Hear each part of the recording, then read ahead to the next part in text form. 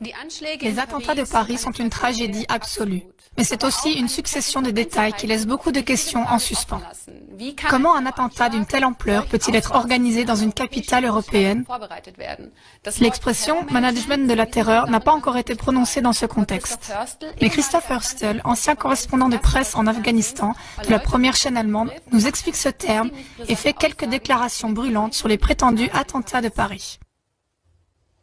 Monsieur Hörstel, le terrorisme est maintenant arrivé jusqu'en Europe. Après ce qui s'est passé en France, on n'arrête pas d'entendre d'autres histoires provenant d'Allemagne, de Belgique et de partout. Je pense aussi que les gens ont peur, ou bien on leur suggère d'avoir peur. Est-ce un hasard? Non, bien sûr, ce n'est pas un hasard. Évidemment, cela a été préparé. Aussi, ce qui nous est rapporté par les médias de masse et qui n'est pas fidèle à la vérité, ça non plus, ce n'est pas un hasard. C'est pourquoi nous avons déjà entendu, il y a 1 an ou il y a 6 mois, que des combattants qui ont combattu en Syrie aux côtés d'Al-Qaïda, du front Al-Nusra et d'autres encore, allaient affluer pour ensuite probablement perpétrer des attentats terroristes selon leur ancienne manière de faire la guerre, des combats de rue, etc. Ça, c'est une chose. L'autre point doit bien sûr être observé sous un tout autre angle. À l'époque, en 2006-2007, en tant que conférencier au Centre des forces dirigeantes de l'armée, j'avais choisi pour le cours de sciences sociales l'Afghanistan. En tant qu'expert du pays, j'avais instruit les forces dirigeantes des troupes de combat allemandes sur la façon de se comporter en Afghanistan et pour ce cours, j'avais alors utilisé l'expression « management de la terreur ». Et c'est exactement ce qui se passe ici. Les gouvernements mentent, tous les gouvernements de l'OTAN. Ils ne mènent pas un combat contre le terrorisme, mais ils pratiquent eux-mêmes le management de la terreur. Les personnes qui sont mises en scène, qui perpètrent les attentats, sont dans 95% des cas très bien connus des services de sécurité.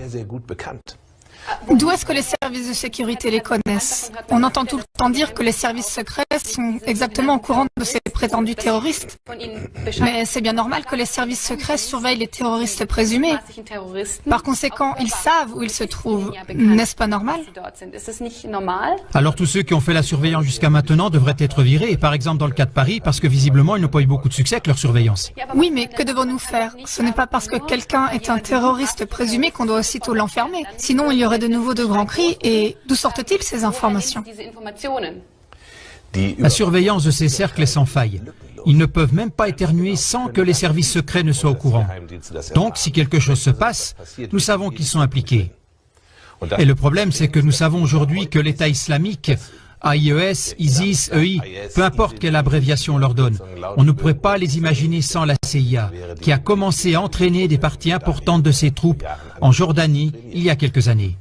Et ce qui se passe maintenant, c'est qu'ils arrivent ici en Europe parce que les managers le veulent ainsi. Ils ont pour cela des motifs très concrets. Nous nous trouvons devant un crash financier et nous avons d'énormes problèmes de politique intérieure, de politique monétaire, de politique financière, de politique économique et nous ne voudrions pas que la population se défoule sur le gouvernement comme celui-ci le mériterait. Alors on les distrait avec ce genre d'attentat. L'attentat de Paris sur Charlie Hebdo est très clairement un attentat terroriste manipulé. Il y a assez d'indices pour cela.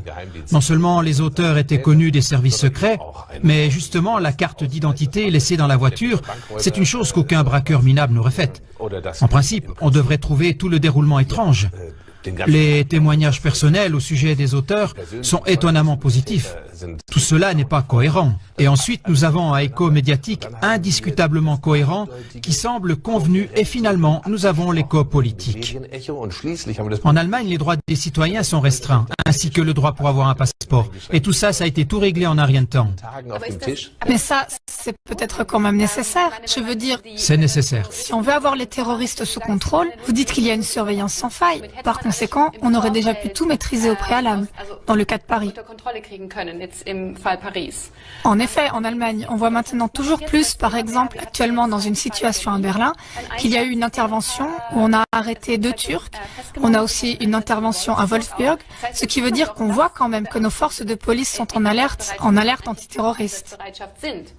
Ils sont en alerte et un gouvernement qui pratique le management de la terreur via le ministre de la Défense, le ministre des Affaires étrangères et le ministre de l'Intérieur. Ce sont ces trois qui, dans tous les pays de l'OTAN, sont coupables et devraient être mis en prison. Bien sûr, ils vont réfléchir comme « Quand allons-nous mettre en œuvre un attentat terroriste ? Nous allons y recourir lorsque nous aurons l'impression que la population devient nerveuse, d'une manière ou d'une autre, parce que le système politique de son pays ne lui convient pas. Ils le mettront en œuvre lorsqu'ils auront l'impression qu'ils en ont besoin, parce qu'ils n'arriveront pas à faire passer certaines restrictions des droits civiques ou des lois hostiles à la démocratie. Donc encore plus de surveillance, etc. ou d'autres choses semblables, comme par exemple la loi sur les passeports qui a été adoptée. Par exemple, ce sont exactement ces points-là. Lorsque le gouvernement a le sentiment « Ah, nous arriverons à faire passer la loi sans attentat terroriste », bon, on va quand même arrêter quelques personnes, parce que ce sont peut-être des cercles qui sont contrôlés, mais ils sont quand même peut-être capables de se débrouiller tout seuls. Donc, le management de la terreur est un business très compliqué. On connaît cet exemple dans le cas de la NSA, où les services secrets intérieurs, les services de la sécurité du territoire avaient de toute évidence comme habitude de coopérer avec un groupe de tueurs d'extrême droite. Et ça, c'est de ces problèmes qu'il s'agit là. Si on regarde où cela nous mène à l'avenir, on a juste besoin de regarder quelles sont les données générales. Si on a une crise, alors le gouvernement s'assure qu'elle garde la population dans la confusion par ce genre d'attentats orchestrés. Et ça, c'est en principe du point de vue du management. Les attentats autorisés, les personnes qui se promènent par là... Ce sont là quand même des accusations virulentes. Oui, c'est une accusation extrêmement virulente. Il serait temps qu'elle se fasse entendre de plus en plus fort. Le sujet du management de la terreur, je l'ai enseigné à l'époque aux soldats et j'en ai aussi donné une définition. C'est justement l'instruction, l'armement, l'approvisionnement donné, le paiement, le personnel politique et aussi les mesures disciplinaires. Il y a des lancements de drones US au Yémen où les troupes d'Al-Qaïda qui réussissaient ne voulaient pas obéir. Alors justement, certaines de ces personnes qui n'ont pas voulu obéir aux ordres ont dû être éliminées, etc. C'est un business très violent, sanglant, et ça englobe des victimes humaines dans les populations innocentes de ces pays où cela se déroule, comme par exemple maintenant, justement à Paris. Est-ce que cela fonctionne ? Apparemment, cela fonctionne. Comme nous le voyons, l'attention de tout le monde est détournée. Le président français Hollande, qui est absolument impopulaire et qui était à 13%, a connu d'un coup une augmentation de sa popularité qui est passée à 29%. On se trouve en plein dans un vol à hauteur de billions par la mafia financière dirigée par la Banque centrale européenne pour acheter à grande échelle des papiers sans valeur, de façon à ce que la Suisse fuit l'euro avec effroi, et ainsi entraîne tout le navire à chavirer. Et ça, on doit bien sûr absolument le détourner. On ne peut pas laisser les gens venir à l'idée de vouloir tout d'un coup s'attaquer à la mafia financière. Ce serait vraiment déplacé. C'est pour cela qu'on a besoin d'une attaque terroriste. Merci beaucoup, Monsieur Stel. Est-ce donc juste une diversion ou un terrorisme aux motivations vraiment religieuses? Car effectivement, une étude nous parvient d'Europol pour l'année 2013 qui dit que les musulmans ne seraient responsables que de 2% des attaques terroristes des 5 dernières années. Et si on regarde l'année 2013 de plus près, on voit 152 attaques terroristes dont seulement 2 avaient des motifs religieux et 84 des motivations nationalistes ou séparatistes.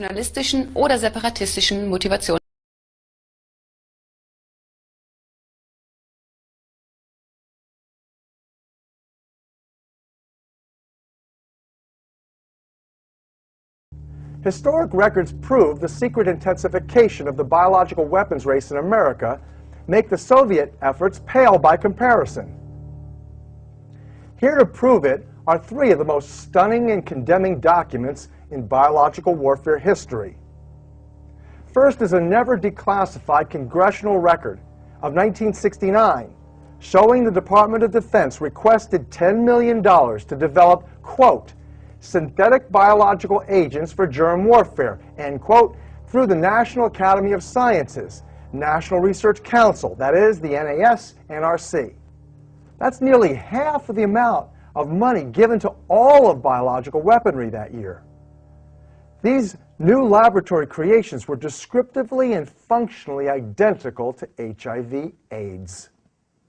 Mind you, this was 15 years before the contested discovery of the AIDS virus by this man, Dr. Robert Gallo, who, as you will see in a minute, oversaw Litton Bionetics, the Army's 6th leading biological weapons contractor at that time.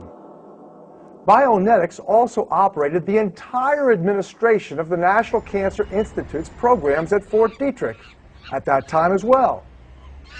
This private company was a medical subsidiary of the mega military weapons contractor called Litton Industries. Litton's president, Roy Ashe, was Nixon's alternate for the National Security Advisor post he gave to Kissinger. In consolation, the president made Ashe his White House chief of the American business and industry. As Roy Ashe was joining the Nixon White House staff, Kissinger ordered Admiral Zumwalt of the Navy to do a reassessment of America's biological weapons capabilities. The Navy has always been at the forefront of such things. Bioweapons were cheaper to make and could be made to target certain people, even certain ethnic groups. There is no doubt that Fort Detrick's sudden cancer focus was part of a greater depopulation plan. According to congressional records and his biographer, Time magazine's managing editor, Walter Isaacson, Kissinger selected the option presented by Admiral Zumwalt to develop AIDS-like and Ebola-like bioweapons, and the contract went to his White House colleague's company, Litton Bionetics. There is now no doubt that Dr. Gallo officiated the development of these AIDS complex viruses. His group at Bionetics combined leukemia, lymphoma, and sarcoma viruses from various species of animals nearly 15 years before he was credited by the Department of Health and Human Services for having discovered the cause of AIDS, a similar retrovirus. They said this would lead to a cure, an AIDS vaccine within 3 years. It never happened. I managed to catch up to Dr. Gallo at the 11th International Conference on AIDS in Vancouver in 1997. I asked him if he was concerned that some of his experiments might have given rise to the AIDS virus, or AIDS virus relatives, that might have contaminated monkeys and chimpanzees shipped by Litton to the Merck's vaccine division in New York for the production of the earliest hepatitis B vaccines. Here is the exchange Dr. Gallo eventually apologized to me for. He was obviously aggravated. Do you have any concern that your early experiments in taking simian virus 40 in the presence of simian foamy retroviruses and recombining them with cat leukemia and chicken leukemia sarcoma viruses might have given rise to HIV or its relatives following their culture in human tissues, and that these mutants could have contaminated some live viral vaccines produced in contaminated monkeys and chimps supplied to vaccine manufacturers through your affiliates at Litton Bionetics? Quite frankly, I don't know what the hell you're talking about.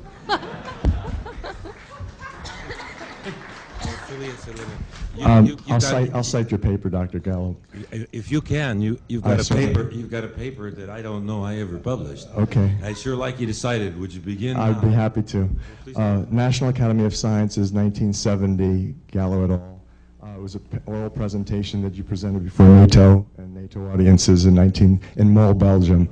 You published it. It's in the National Academy of Sciences. I'll be happy to show you the paper. Stop. I mean, this is beyond asinine. In Mol, Belgium, my first trip to Europe, so I can remember it, a NATO meeting did take place. NATO meetings fund all scientific meetings all over the world, even East-West at that time. Biologic meetings, scientific, chemistry meetings, all kinds of meetings. Meetings about motherhood, fatherhood, everything. And when I talked about in Mol, Belgium, was in the 1960s, long before gene cloning took place, before I ever worked in virology. What I talked about was cellular transfer RNA, okay? And that's Mol, Belgium. Proceedings in the National Academy of Science on SV40, I never published a paper in my life on SV40, except the transfer RNA species in SV40 transformed hamster cells compared to non-transformed cells as a control.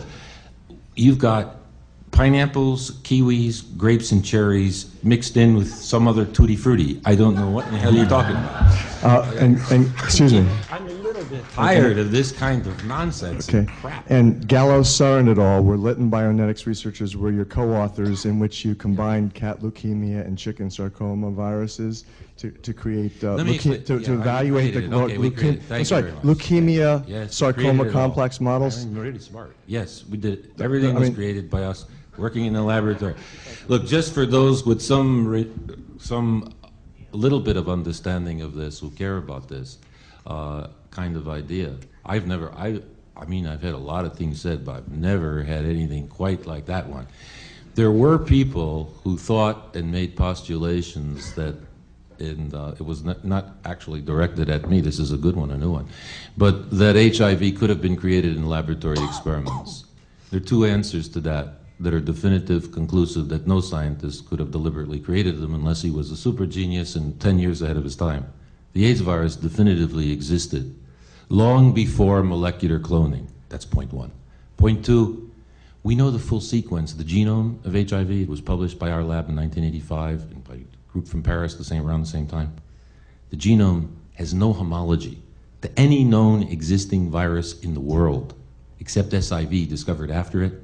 Has nothing to do with cats, has nothing to do with chicken sarcoma viruses. SV40 is a DNA virus that comes from little animals that can transform cells in culture, has no sequences in HIV. Further, we never worked with SV40 with those viruses together, and if we did, the whole thing would be irrelevant. And I think you need to begin with Biology 101 high school, okay?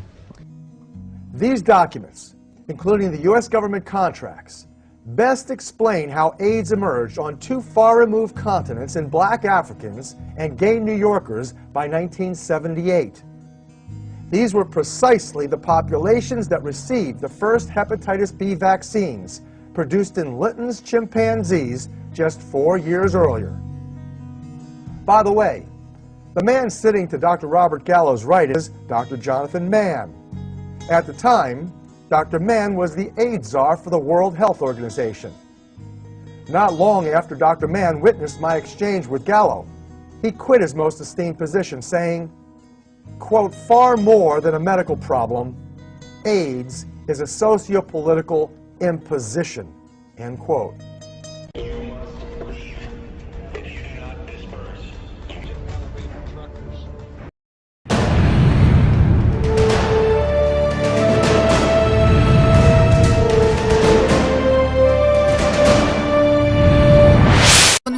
Ce n'est pas parce que quelqu'un est un terroriste présumé qu'on doit aussitôt l'enfermer. Sinon, il y aurait de nouveau de grands cris. Et d'où sortent-ils ces informations? La surveillance de ces cercles est sans faille. Ils ne peuvent même pas éternuer sans que les services secrets ne soient au courant. Donc, si quelque chose se passe, nous savons qu'ils sont impliqués. Et le problème, c'est que nous savons aujourd'hui que l'État islamique, AIES, ISIS, EI, peu importe quelle abréviation on leur donne, on ne pourrait pas les imaginer sans la CIA, qui a commencé à entraîner des parties importantes de ses troupes en Jordanie il y a quelques années. Et ce qui se passe maintenant, c'est qu'ils arrivent ici en Europe parce que les managers le veulent ainsi. Ils ont pour cela ici. Les gouvernements mentent, tous les gouvernements de l'OTAN. Ils ne mènent pas un combat contre le terrorisme, mais ils pratiquent eux-mêmes le management de la terreur. Les personnes qui sont mises en scène, qui perpètrent les attentats, sont dans 95% des cas très bien connus des services de sécurité. D'où est-ce que les services de sécurité les connaissent? On entend tout le temps dire que les services secrets sont exactement au courant de ces prétendus terroristes. Mais c'est bien normal que les services secrets surveillent les terroristes présumés. Par conséquent, ils savent où ils se trouvent. N'est-ce pas normal? Alors tous ceux qui ont fait la surveillance jusqu'à maintenant devraient être virés, et par exemple dans le cas de Paris, parce que visiblement ils n'ont pas eu beaucoup de succès avec leur surveillance. Oui, mais que de bon texte. Mais Christophe Herstel, ancien correspondant de presse en Afghanistan, de la première chaîne allemande, nous explique ce terme et fait quelques déclarations brûlantes sur les prétendus attentats de Paris. Monsieur Herstel, le terrorisme est maintenant arrivé jusqu'en Europe. Après ce qui s'est passé en France, on n'arrête pas d'entendre d'autres histoires provenant d'Allemagne, de Belgique et de partout. Je pense aussi que les gens ont peur, ou bien on leur suggère d'avoir peur. Est-ce un hasard? Non, bien sûr, ce n'est pas un hasard. Évidemment, cela a été préparé. Aussi, ce qui nous est rapporté par les médias de masse et qui n'est pas fidèle à la vérité, ça non plus ce n'est pas un hasard. C'est pourquoi nous avons déjà entendu il y a 1 an ou il y a 6 mois que des combattants qui ont combattu en Syrie aux côtés d'Al-Qaïda, du front Al-Nusra et d'autres encore, allaient affluer pour ensuite probablement perpétrer des attentats terroristes selon leur ancienne manière de faire la guerre, des combats de rue, etc. Ça, c'est une chose. L'autre point doit bien sûr être observé sous un tout autre angle. À l'époque, en 2006-2007, en tant que conférencier au Centre des forces dirigeantes de l'armée, j'avais choisi pour le cours de sciences sociales l'Afghanistan. En tant qu'expert du pays, j'avais instruit les forces dirigeantes des troupes de combat allemandes sur la façon de se comporter en Afghanistan, et pour ce cours, j'avais alors utilisé l'expression « management de la terreur ». Et c'est exactement ce qui se passe.